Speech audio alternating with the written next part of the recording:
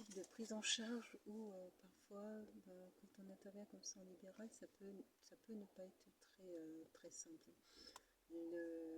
Lorsque la personne change d'établissement, je parlais du fait qu'il fallait faire le lien avec le service, c'est ce que j'ai fait.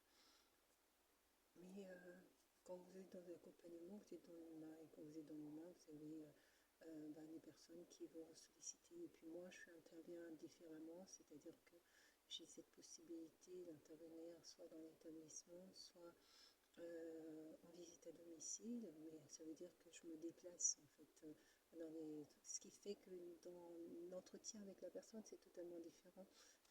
Une personne qui ne peut pas se déplacer ou qui est en difficulté pour être mobile, moi je peux venir, je peux me déplacer, je peux venir chercher les documents, voilà. Sauf que ça doit rentrer dans le cadre du projet d'accompagnement. C'est du projet d'accompagnement voulu par mon client ou ma cliente.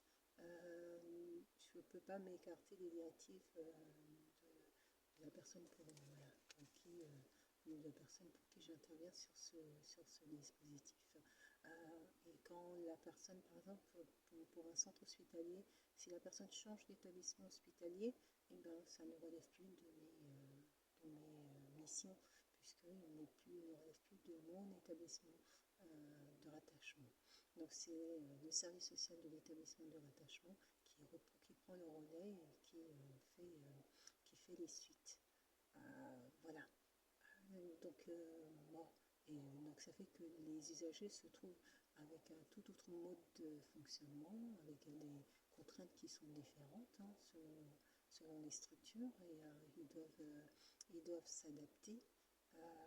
Ils doivent s'adapter. Et voilà. Des fois c'est pas simple. C'est pas simple. Parce que quand vous avez un accompagnement, et c'est quand même super de pouvoir avoir cette possibilité de pouvoir, comment dire ça, de ne pas avoir à se déplacer, je dirais que, et d'avoir le service social qui vient à soi pour discuter des difficultés et voir ce qui est possible de mettre en œuvre. C'est quand même super, quoi.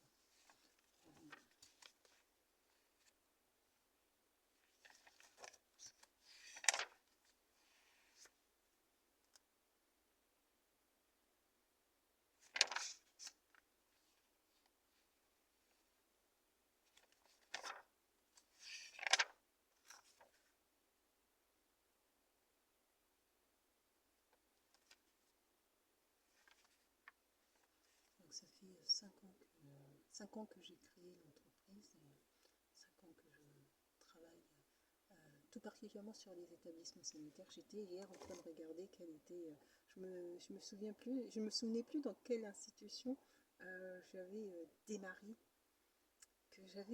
Donc je suis hier allée fouiller dans mes archives pour pour voir ça. J'hésitais entre les institutions en fait.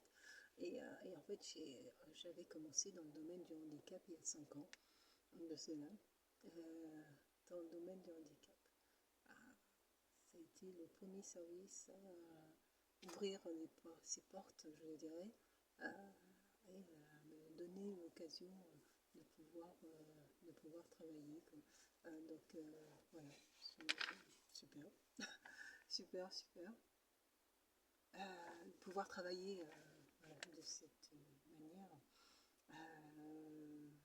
Et en fait, ça s'adapte super bien au domaine du handicap de manière générale dans toutes les structures, que ce soit en CISAD, en CASM ou en PCPE, voilà, tous les dispositifs, parce que les personnes sont justement en situation de handicap. Donc, c'est bien de pouvoir les voir dans leur milieu de vie pour pouvoir faire les évaluations sur leurs besoins. Et donc, en fait, c'est pour ça que, voilà, quand je me rappelle, c'est la responsable du service handicap que j'ai rencontrée la première fois avec qui on a signé l'accord. Voilà, je pense que ça a permis, que je remercie par ailleurs, ça a permis de poser les socles et les bases du travail social comme je souhaitais le développer.